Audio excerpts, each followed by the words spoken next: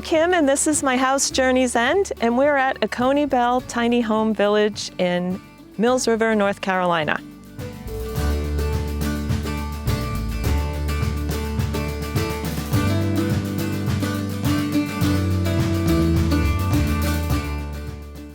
I'm Kim. I own a vegan tour company, so I take people on small group trips around the world. All I can say is I'm living my dream here. I mean, it's my dream living environment, it's my dream career, and so happy to be in North Carolina after a very hectic, fast-paced life outside of Boston for 25 years. It feels like being on vacation here because obviously people are paying to come on vacation just a few hundred feet away. And the fact that I can work on my porch for much of the year, it's just terrific. When I lived in the Boston area, I only lived in studio apartments because I always wanted to use my disposable income for travel. So I actually lived in one apartment for 6 years that was only 200 square feet. So this house is actually twice the size of that. I did actually, after that, end up buying a condo that was it was only about 900 square feet, but it was 4 times the size, and it actually felt like a mansion to me. So now I'm back with that lifestyle.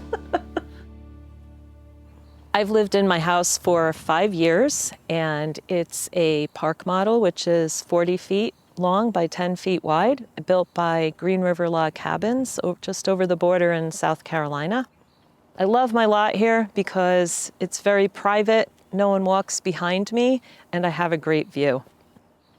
For me, one of the absolute best things about my house is the screened-in porch, which serves as my office for several months of the year. My cat also absolutely loves it. And last year, my landlord, John, planted this absolutely gorgeous weeping willow tree, which is growing so fast, and I just love it. So I'd love to show you the inside. Come on in.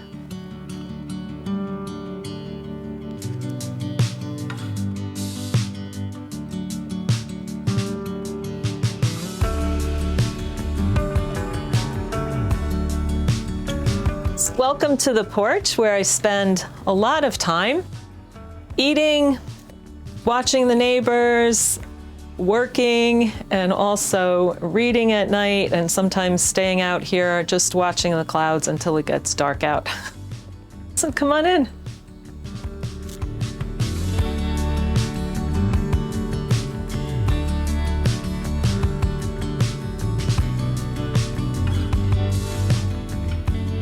So welcome to Journey's End, which is a 399 square foot park model. I really like the fact that when I walk in, I can see all the way to the far end of the house, and that I have windows on all sides and on both ends.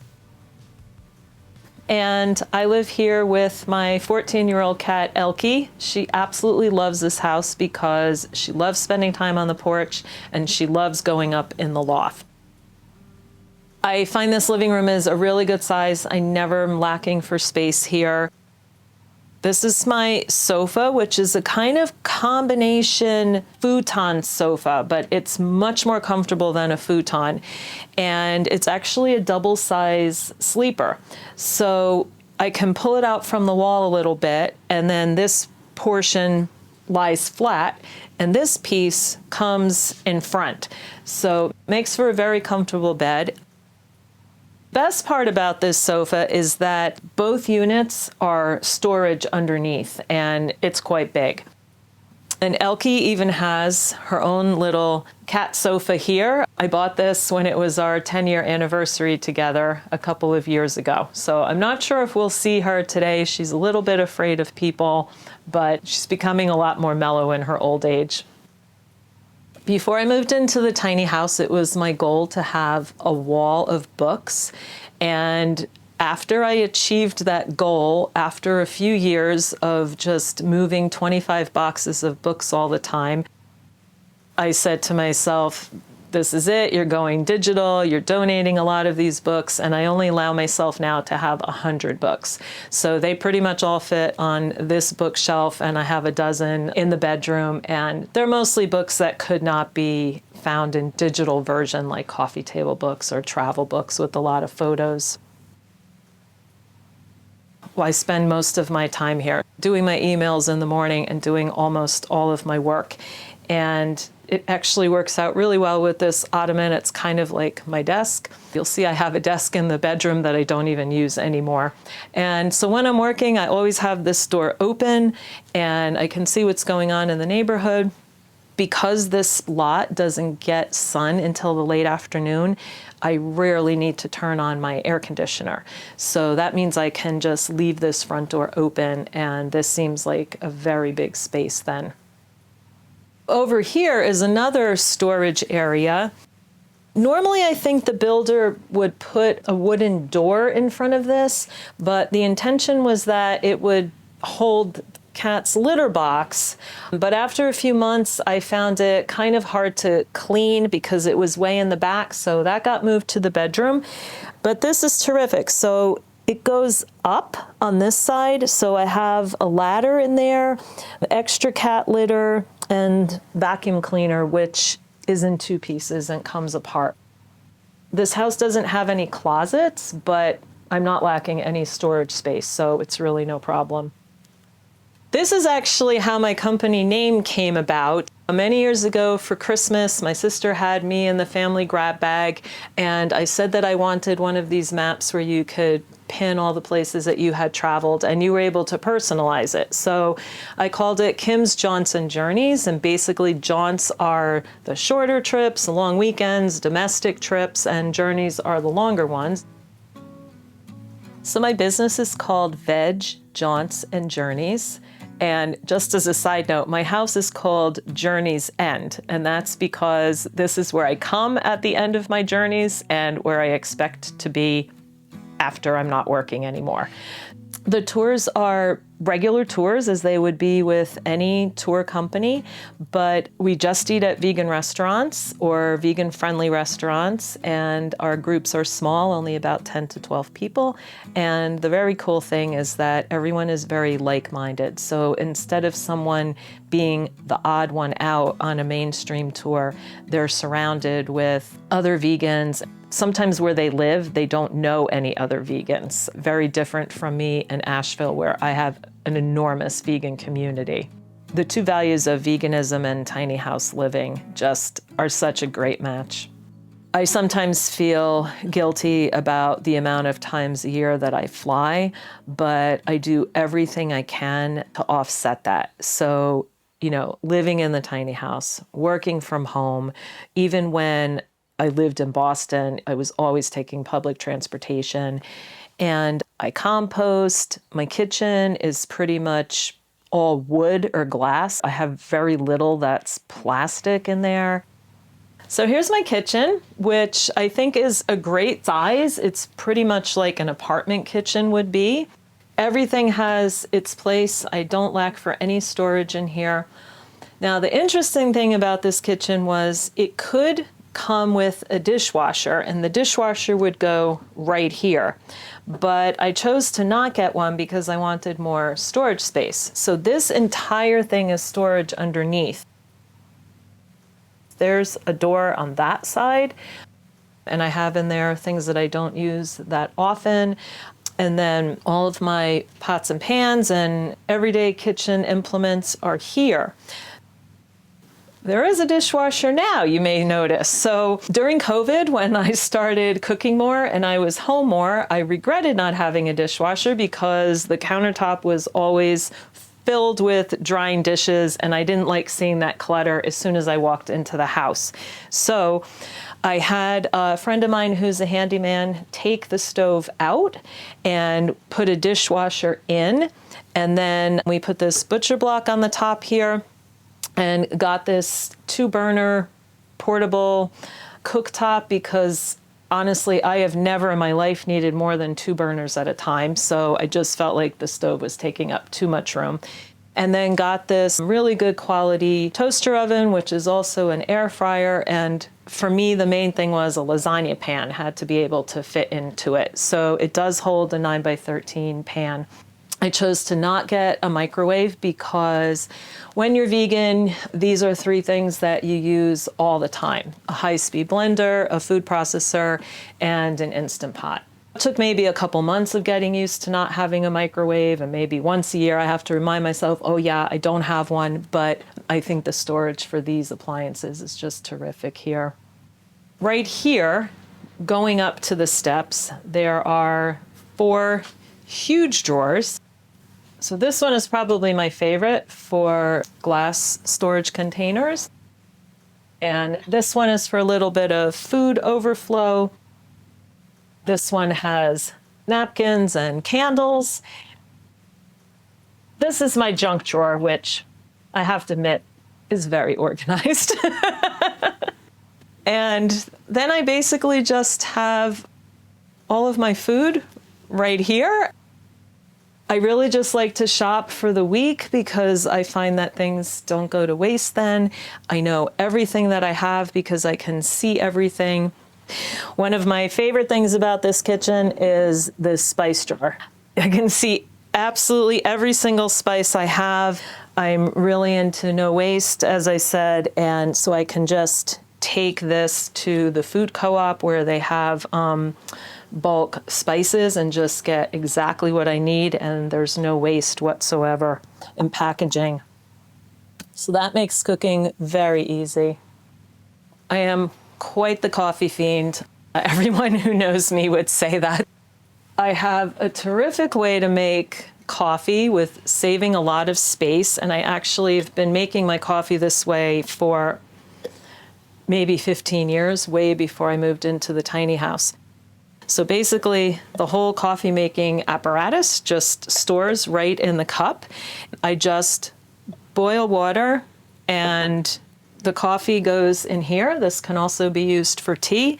And then pour the water in, wait 4 minutes, and that's it. I have like 3 of these. I can also easily take these with me when I travel if I think I'm not going to be able to get good coffee. Full-size refrigerator. I don't really have a lack of food storage, but I do put some things in the refrigerator that could go in a cabinet, like crushed tomatoes in a can or something like that. This is my kind of pantry, which I really love. I have a pretty large shower, but there was a choice of getting either a bathtub or this pantry. And for me, it was no question. I don't like having things in boxes. So basically, even if I bought something that was in a box, I would just put it into a mason jar, and it's much easier to store that way, and then you can see everything. I have a full-size washer and dryer, stackable, right here. I just use the dryer as a hamper as well because there really isn't any place to put one. For the first time in my life, I love where I live so much. I'm almost getting to the point where this is the longest time I have ever lived somewhere. And because of that, I hate to leave here. So it's not that I've gotten tired of traveling, but I am away 3 to 4 months of the year, which is just really too much. So one of the reasons that it's so hard for me to leave here and to travel is because I'm super close with one of my neighbors who is going to be 2 in a couple weeks, and I call her my neighbor niece. I first held her when she was only 50 hours old, and we've just really bonded, and I have a standing appointment with her and her mom every weekday to go for a walk. So if someone wants to schedule a conference call with me or something, I say, nope, not available at 11:30. Her parents and I also feel Acony Bell is such a great place to raise a child. But beyond that, I think it's also a really great place to grow older. I mean, obviously we have a lot of couples here that are younger, but we also have a lot of solo women and retired couples, and there's just so much support and community here. Right here is the bathroom, which to me, it seems like the size of something that you would find in an apartment. This is a huge corner cabinet, which really makes a lot of sense. So there's 3 shelves in there, and it goes all the way back. The shower is here. It's oversized, very easy to just walk in. and room for the litter box. And right through here is the bedroom. This house feels a little bit too big for me. I feel that I could easily live in 300 square feet or 350, but I definitely wanted a bedroom on the first floor. So if you were going to have a bedroom on the first floor and a towable, you would have a smaller kitchen and or a smaller living room. So I'm really happy with this situation. And the best thing about this bedroom is that all I had to bring was the mattress. All of the storage is built in, and there's so much of it. You know, there's hanging wardrobes, and then there's these 4 huge drawers underneath the bed where I have either linens or overflow things. So there's Elkie. She usually hides up in the loft, but today she has found a new hiding spot right on the night table. Basically, my clothing is on this side of the room, and almost all of this side is empty. So when I travel, I have a pet sitter come and stay here with Elkie, and they can completely unpack because they have 4 huge drawers and a hanging wardrobe where they can put their things. This is my desk, which I don't use anymore. I'd much prefer to work in the living room. The house actually came with an enormous 6-drawer dresser here, which I didn't need, especially since I'm working from home now. For me, the desk is good to just hold some things. And then my bookmark collection fit perfectly here. I didn't know where I was going to put it. I've been collecting bookmarks for over 30 years, and they're actually a really good thing to collect when you're traveling because they don't take up much space and they're often free. Of course, since I live in a tiny house, I don't believe in checking luggage, so I haven't checked a bag in 20 years, and I just travel actually with that suitcase that's up there, which is pretty streamlined, and then this backpack, which would go underneath. That's it. It just makes things much easier. I was so happy that this house had room for me to store my extra bags, so I don't travel with this one, but I just have some travel supplies in there that I might use once a year or so. Yeah, otherwise I'm not quite sure where I would have put the suitcases, so that worked out really well. So the loft is up here. It's a good size, but honestly, I don't use it. I also don't want it to turn into a storage area. So if I did need an additional sleeping area, there's a full-size mattress up there. It's very comfortable. It's a kind of combination mattress beanbag chair. Elkie has a cardboard box up there that's her safe space. My builder is Green River Log Cabins. They're located in Campobello, South Carolina, so not that far from here. It was a terrific experience working with them, and I feel so fortunate because it only took a few months to get the house. Basically, you had to get in line, and then once they started the build, it was only 3 weeks. And apparently now there's a 2-year waiting list. So I feel so fortunate. I had a budget in mind, stayed within the budget, which I'm happy to say was $70,000. I think now it's probably more than double that. I think it's very affordable to live here. Our lot ranges are $575 to $625 per month, and that includes water, sewer, trash and recycling, and for me, the most important thing, landscaping, because I have no desire to do that, nor do I have the time to do that. My house is paid for, so yeah, my monthly expenses are pretty low.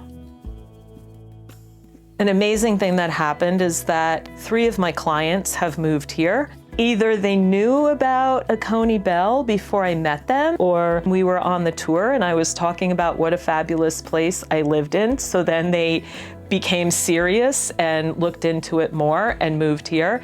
And as a result of that now, almost 20% of our residents here are vegan.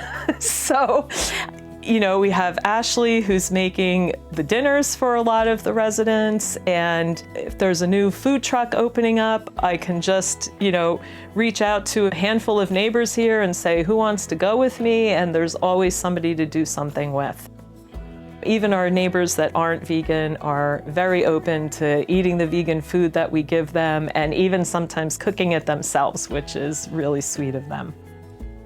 I'm gonna be 60 next month, and I have never had so many friends in my life, like not just because here, but because of the vegan community in Asheville. I just feel like I'm in this absolute paradise.